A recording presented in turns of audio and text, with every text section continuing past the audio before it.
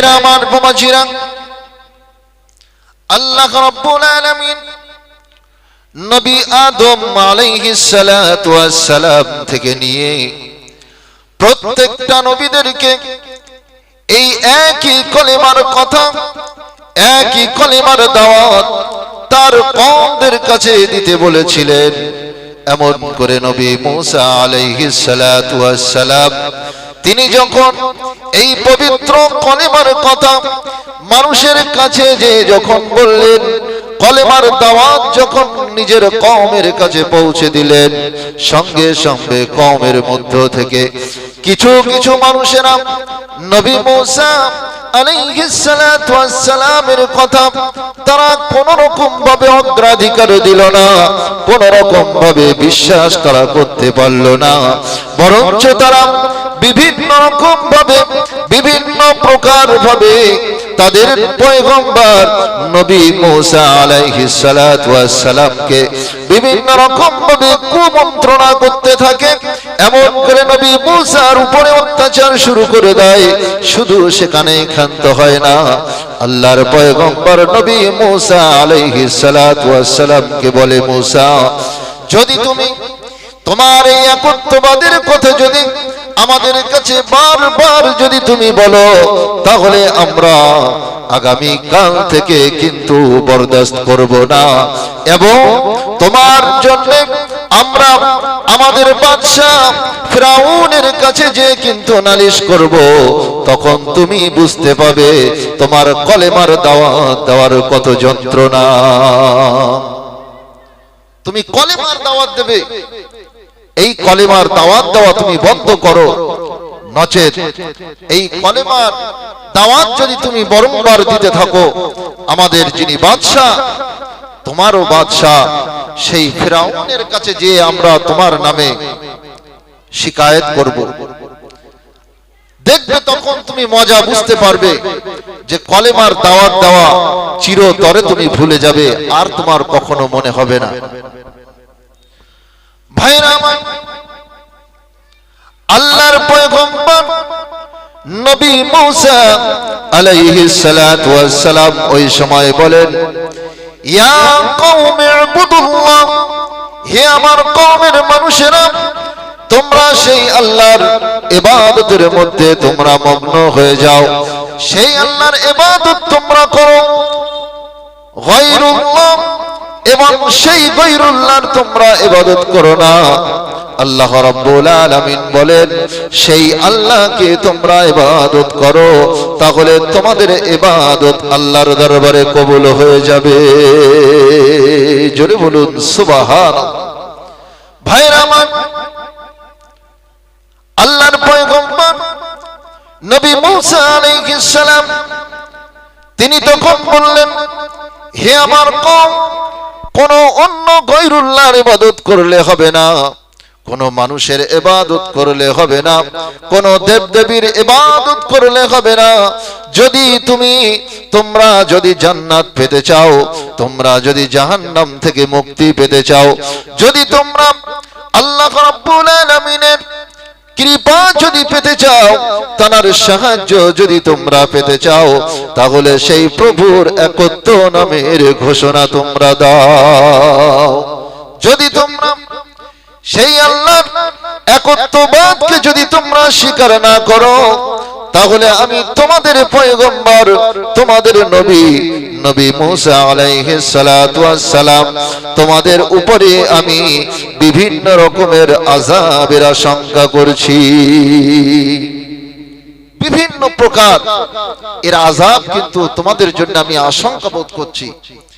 যদি তোমরা আল্লাহর এই একত্ববাদকে যদি স্বীকার না করো, তাহলে আমি মুসা কিন্তু তোমাদেরকে আল্লাহ রাব্বুল আলামিনের রোষানল থেকে তোমাদেরকে কোশ্চিনকালে আমি মুসা বাঁচাতে পারবো না।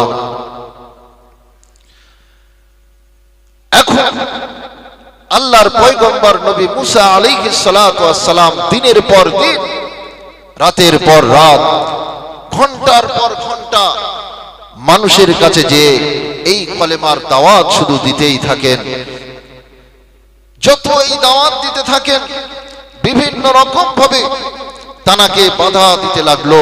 সেই কওমের মানুষেরা বিভিন্ন রকম ভাবে বাধা প্রাপ্ত হতে থাকেন নবী মুসা আলাইহিস সালাম। কারণ আবহমান কাল থেকে নিয়ে নবী মুহাম্মদ সাল্লাল্লাহু আলাইহি ওয়াসাল্লাম পর্যন্ত যত নবী রাসূল দুনিয়ায় এসেছেন, প্রত্যেকটা নবীদের এই কলেমার দাওয়াত দিতে যে অনেক অত্যাচার, অনেক লাঞ্ছনা, অনেক গঞ্জনা তাদেরকে সহ্য করতে হয়েছে।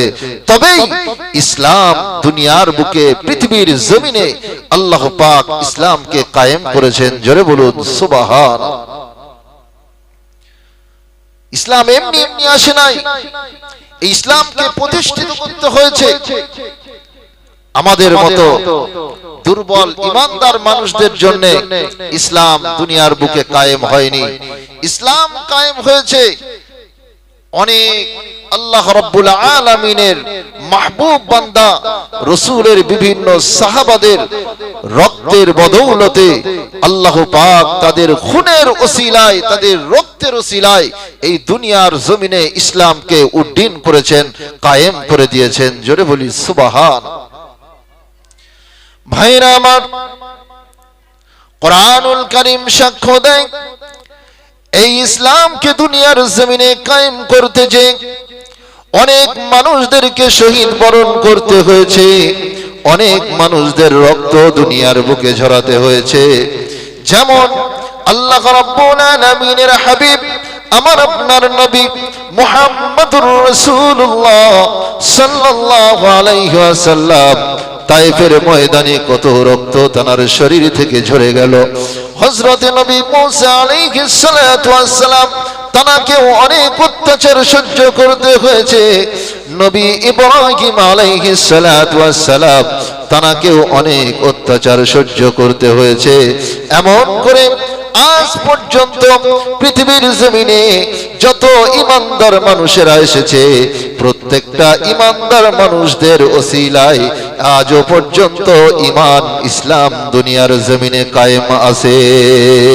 জোরে বলি সুবহানাল্লাহ। অনেক আল্লাহর নবী রাসূল অনেক অত্যাচার সহ্য করেছে। নবী মুসা আলাইহিস সালাতু ওয়াস সালাম যখন এই কলেমার দাওয়াত দিলেন, ইয়া কওমি ইবুদুল্লাহ, হে আমার কওম তোমরা সেই আল্লাহর ইবাদত করো, মা লাকুম মিন ইলাহিন গায়রু, এবং সেই দিক থেকে তোমরা মুখ ফিরিয়ে নাও যার কোনো ক্ষমতা নেই, যার মধ্যে কোনো রকম ভাবে কোনো সাহায্য করতে পারে না, যে নিজে নড়াচড়া করতে পারে না, যার মধ্যে কোনো রকমের ক্ষমতা নাই, তার ইবাদত করা, তার উপাসনা করা এটা পাগলামি ছাড়া অন্য কিছু হতে পারে না।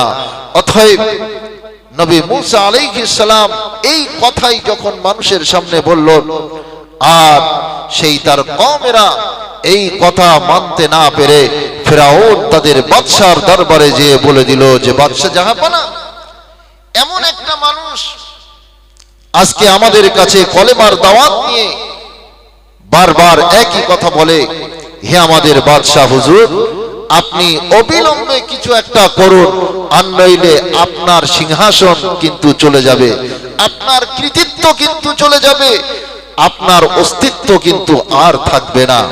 ভাইরা আমার, শুরু হয়ে গেল খেলা।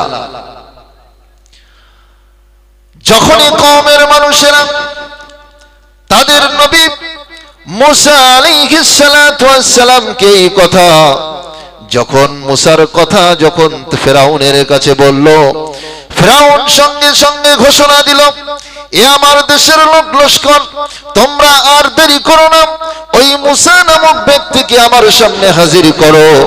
আমি দুনিয়ার জমিনে এক মুহূর্তের জন্যও এই কথাটা দ্বিতীয়বার আমি আর শুনতে চাই না যে নবী মুসা সে তার একটা আল্লাহ বলে প্রভু সে দাবি করে, কিন্তু আমি ফিরআউন এই দুনিয়ার জমিনে থাকাকালীন কশ্চিন কালের জন্যও তার প্রভুকে আমি স্বীকার করতে পারি না। হে আমার কওমের লোকেরা, তোমরা তাড়াতাড়ি করে চলে যাও আর ওই মূসাকে আমার সামনে হাজির করো, কারণ আমি মূসাকে দেখতে চাই। যদি আমার সামনে অঙ্গীকারবদ্ধ না হয়, যদি তার প্রভুকে সে ছেড়ে দিতে না পারে, তাহলে মস্ত বড় শাস্তির মধ্যে তাকে আমি নিমজ্জিত করব, কঠিন শাস্তির মধ্যে আমি তাকে নিমজ্জিত করব যদি ও আমার কথা না শুনে। আল্লাহ রাব্বুল আলামিন কোরআন কারীমের মধ্যে ঘোষণা করেছেন যে ইযহাবু ইলা ফিরআউনা ইন্নাহু তাগা, হে মূসা তুমি চলে যাও ফিরআউনের কাছে, কারণ সেই ফিরআউন সীমা লঙ্ঘন করেছে, সে আমাকে মানতে চায় না, সে তোমার কলেমা সে মানতে চায় না, অতএব তার কাছে তুমি এই কলেমার দাওয়াত নিয়ে যাও। ভাইরা আমার, নবী মূসা আলাইহিস সালাম এবার আস্তে আস্তে করে ফিরআউনের দরবারে তিনি চলে গেলেন, আর ফিরআউনের দরবারে যে বলেন, হে আমাদের বাদশা ফিরআউন, তুমি আর দেরি করো না, তাড়াতাড়ি করে তুমি এই কলেমা পড়ে নাও। ইয়া কওমি ইবুদুল্লাহা মা লাকুম মিন ইলাহিন গায়রু, হে ফিরআউন, যদি তুমি এই কলেমাটা পড়ে নাও, তাহলে তোমার যত গুনাহ আছে সমস্ত গুনাহসমূহ আমার আল্লাহ রাব্বুল আলামিন মাফ করে দেবে। জোরে বলুন সুবহান। যদি তুমি এই কলেমাটা স্বীকার করো, যদি তুমি পড়ে নাও, তাহলে আমার আল্লাহ তোমার সমস্ত গুনাহ মাফ করে দেবে। তুমি শুধু একটা বারের জন্য কুলু লা ইলাহা ইল্লাল্লাহ এই শব্দটা তুমি পড়ো। ভাইরা আমার, ফিরআউন তখন এই কলেমা পড়া তো দূরে যাক, এই কলেমা মানা তো দূরে যাক, নবী মূসা আলাইহিস সালাতু ওয়াস সালামকে বলল, মূসা রে, তোর এই সাহস কে দিল যে তুই আমার কাছে কলেমার দাওয়াত দিতে এসেছিস? আমি তো কিছুক্ষণ আগে তোকে ধরে আনার জন্য আমি লোকদেরকে বলেছিলাম, কিন্তু তুই আজ কেমন করে সাহস পেয়েছিস আমার দরবারে এসে ওই কলেমার দাওয়াত দেওয়া? আমি ফিরআউন, আমার শরীরে এক ফোঁটা রক্ত বিন্দু থাকতে আমার সামনে তুই কলেমার দাওয়াত দিবি, আমি ফিরআউন কশিন কালের জন্য সেটা সহ্য করব না। আল্লাহর পয়গম্বর নবী মূসা আলাইহিস সালাতু ওয়াস সালাম বললেন, ও আমাদের বাদশা, তুমি কি বলতে চাও?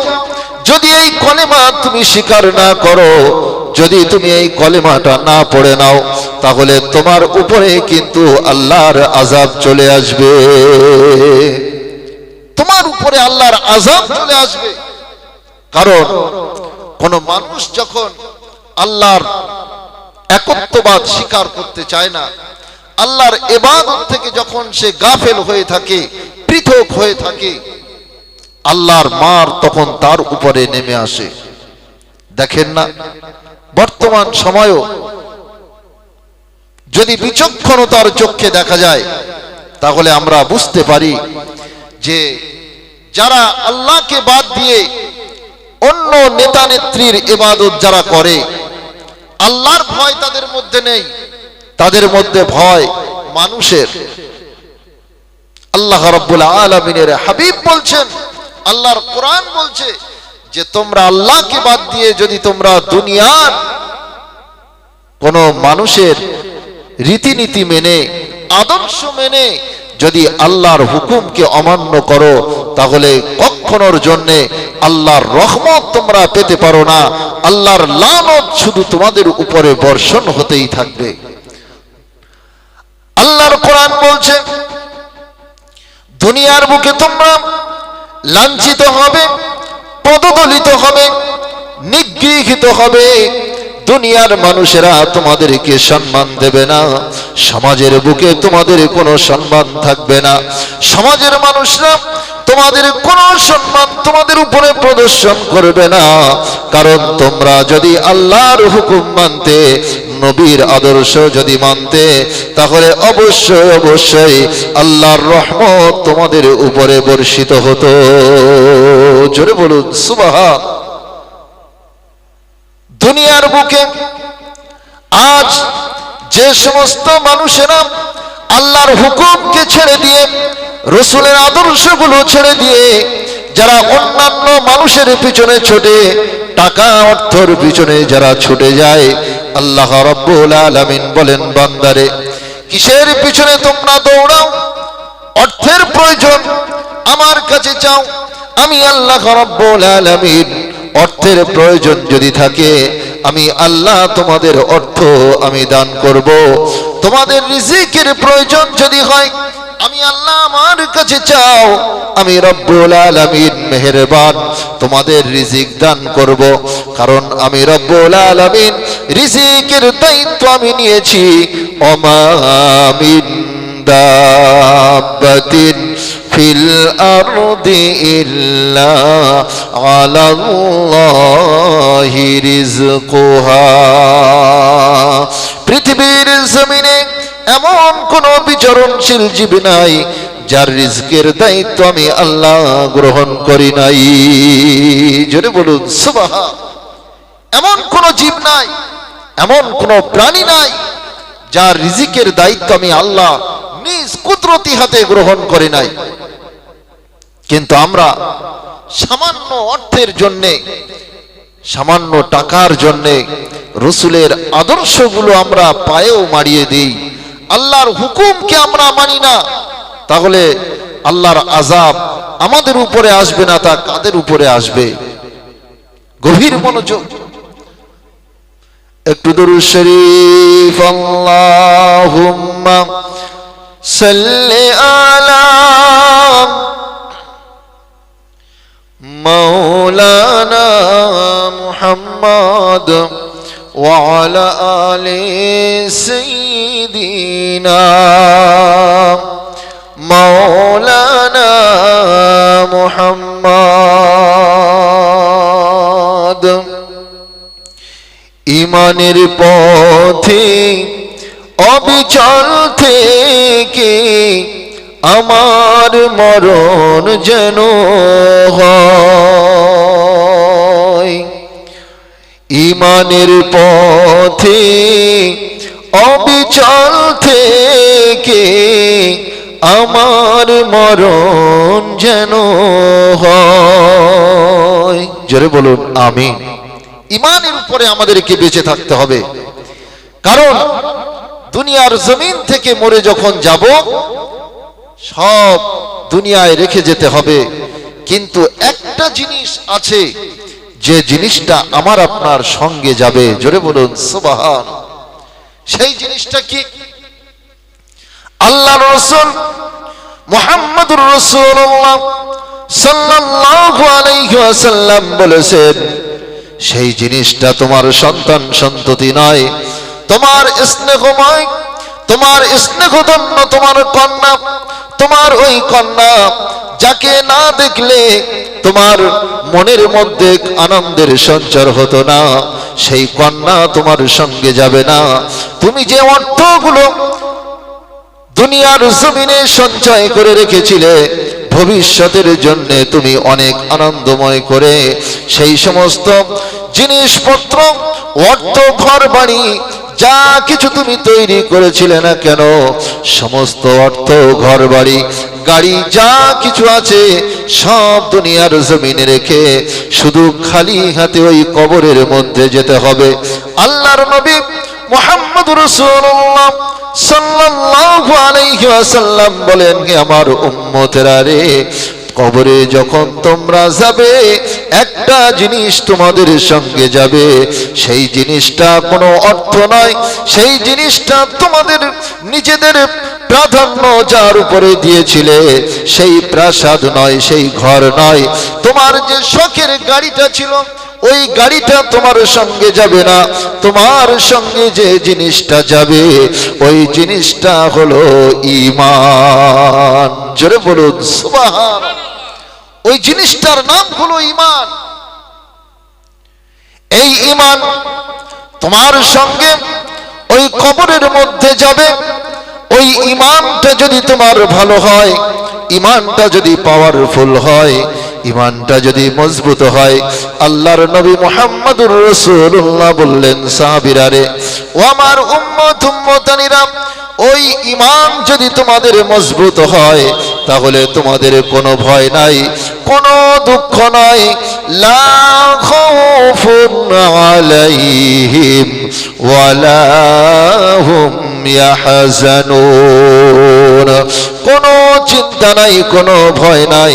যদি তোমরা ঈমান হও তাহলে সমস্ত ভয় তোমাদের থেকে হটে যাবে। জোরে বলি সুবহান। সমস্ত ভয় দূরীভূত হয়ে যাবে। কবরের কোন আযাব আমার আপনার শরীরে স্পর্শ করতে পারবে না। একবার চিৎকার মেরে বলুন সুবহানাল্লাহ। নারে তাকবীর। ভাইরা আমার, বাবাজিরা, কুরআনুল কারীম সাক্ষ্য দিচ্ছে যে ঈমান যদি তোমরা মজবুত করে কবরের মধ্যে যদি তোমরা যেতে পারো তাহলে তোমরাই হবে ভাগ্যবান। আর ঈমান যদি তোমাদের সলিড না থাকে, ঈমানের মধ্যে যদি ভেজাল মিক্সড যদি থাকে, তাহলে ওই ঈমান তোমাদের কোনো উপকার করতে পারবে না, কোনো উপকার করতে পারবে না। ভাইরা আমার, গভীর মনোযোগ। আল্লাহর নবী মুহাম্মদ রাসূলুল্লাহ সাল্লাল্লাহু আলাইহি ওয়াসাল্লাম বলেছেন, হে আমার উম্মতেরা, হে আমার সাহাবীরা, ভালো করে শোনো, আমি রাসূলুল্লাহ কবরে যখন তোমাদেরকে রাখা হবে, আমি নবী, আমাকে ওই কবরের মধ্যে কিন্তু আনা হবে। জোরে বলুন সুবহান। আমি রাসূল, আমাকে ওই কবরের মধ্যে আনা হবে। আল্লাহর রাসূলের সাহাবীরা জিজ্ঞাসা করলেন, ইয়া রাসূলুল্লাহ, ইয়া হাবিবাল্লাহ, হুজুর, কোন কবরগুলোর মধ্যে আপনি বিশ্ব নবী আপনি আসবেন, আপনাকে সেই সমস্ত কবরের মধ্যে নিয়ে যাওয়া হবে? আল্লাহর পয়গম্বর সঙ্গে সঙ্গে বললেন, হে আমার উম্মতেরা রে, সেই সমস্ত কবরের মধ্যে আমি রাসূল প্রবেশ করব যে সমস্ত আমার উম্মতেরা ঈমান মজবুত অবস্থায় দুনিয়ার জমিন থেকে মারা গেছিল, এবং সেই তারপরে সেই মানুষটাকে গোসল করানো, এমন করে তাকে কাফনের কাপড় পরিধান করানো, তার জানাজার নামাজ সমাপ্ত করলো, তার কবরের মধ্যে যখন গেড়ে দেওয়া হলো, আমি রাসূলুল্লাহ ওই আমার উম্মতের কাছে যখন মুনকির নাকির এসে প্রশ্ন করলো, আমার উম্মত প্রশ্নের উত্তর দিতে যখন দেরি করছিল, আমি রাসূলুল্লাহ আমার উম্মতের দৃশ্য দেখে আমি মুহাম্মদুর রাসূলুল্লাহ থাকতে পারি নাই। আমি মুহাম্মদ, আমি আর দেরি করি নাই, সঙ্গে সঙ্গে আমি আমার ওই ঈমানদার উম্মতের ঈমানের পাওয়ার দেখে আমি রাসূলুল্লাহ সঙ্গে সঙ্গে ওই উম্মতের কবরের মধ্যে আমি প্রবেশ করব। জোরে বলুন সুবহান। আমি ওই উম্মতের কবরে প্রবেশ করব যার সুন্দর পরিচ্ছন্ন অবস্থায় গোসল দেওয়া হলো, কাফনের কাপড় পরিধান করানো হলো, উত্তম ভাবে কবরের মধ্যে শুইয়ে রাখা হলো, আর তার মধ্যে যে অমূল্যবান ঈমান বলে যে জিনিসটা আছে, ওই ঈমানটা দেখে আমি রাসূলুল্লাহ, আল্লাহ রাব্বুল আলামিন আমাকে বলে দিলেন, হে রাসূল, তুমি যাও ওই কবরের মধ্যে, যে কবরে আমি আল্লাহ রাব্বুল আলামিন আমার একটা বান্দাকে শুইয়ে দেওয়া হলো,